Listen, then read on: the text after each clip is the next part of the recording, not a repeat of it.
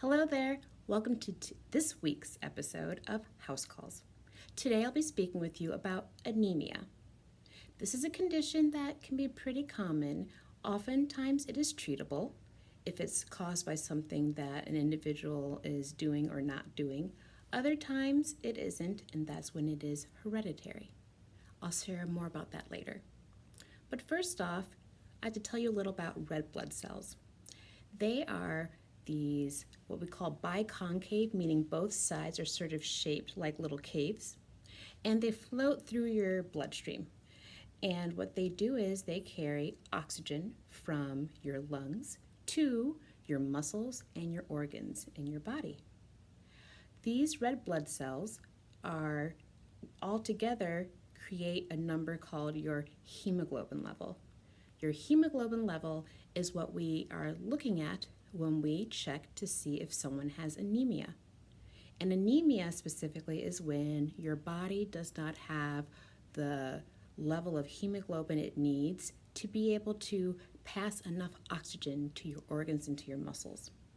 So for instance, someone that has anemia may sometimes feel very fatigued and tired, but other times people with anemia may not even know that they have it. So when we diagnose anemia, one thing we do is we order a test called a complete blood count, or for short, it's called a CBC. On there, we look at different numbers to determine if someone has anemia, and the most common number is the hemoglobin level. So when we talk about anemia, usually I'm asked, well, how did this happen? Why is my hemoglobin level low? Hemoglobin, or the red blood cells specifically, are made with one core ingredient, and that ingredient is iron, or on the periodic table, Fe. Iron is one of the key ingredients to make make red blood cells. Therefore, if you don't have enough iron, you can't make enough red blood cells. And if you don't have enough red blood cells, your hemoglobin level is low. So one type of anemia is iron deficiency anemia. This is very common in young children and in teenagers when you're not taking enough iron in your foods. Foods that contain iron tend to be meats like ground beef and other meats. For people that do not eat meats, you can often get them in your beans and other legumes. And also, of course, there's iron supplements. But we try to get iron naturally. And if we don't have enough iron in our body, then we're not able to make those red blood cells, which leads to a low hemoglobin level. The reason this can be low in young children and teenagers is because they're not eating enough of those foods in their diets. Also, milk can be consumed in high amounts in young kids.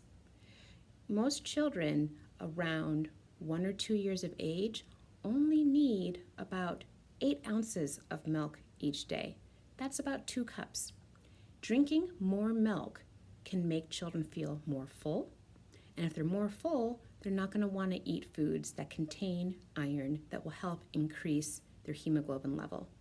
Also, even though milk has iron in it, it's not in a form that the body can easily reabsorb and use to make more red blood cells. That term we use to talk about iron not being in a form that you can use in milk is bioavailability. So, we usually, if someone has a low iron level after we check their CBC, we may encourage them to eat more foods with iron in it if it's just a smidge low. But if it's a lot lower than usual, we'll often prescribe iron supplements. If you've ever been prescribed these before, you've probably been encouraged to take them with orange juice or something similar because the iron tablets are better absorbed in your body if they're accompanied with some vitamin C. And orange juice is one of those things that has a lot of vitamin C and it doesn't taste too bad either. Not all anemias can be treated with iron. Anemia can also be due to things like thalassemias, sickle cell anemia, and then other disorders of the red blood cell molecules. I won't go into those details today because that's probably a little more than you want to hear. But just to understand that anemia can be caused by many different things. And usually a CBC or complete blood count is the first thing we do to check into it. So that's just a little bit about anemia today. Thank you for taking your time to sit here and listen to me talk about anemia. Again, continue to take care of yourself and one another. Keep washing those hands. And I know we're getting antsy, but continue to stay at home. Limit your time outdoors or around other individuals specifically. We want to make sure you're staying healthy and with your family and your friends. And give it some time. We're going to get all through this together. Thank you, and I'll check you out next time.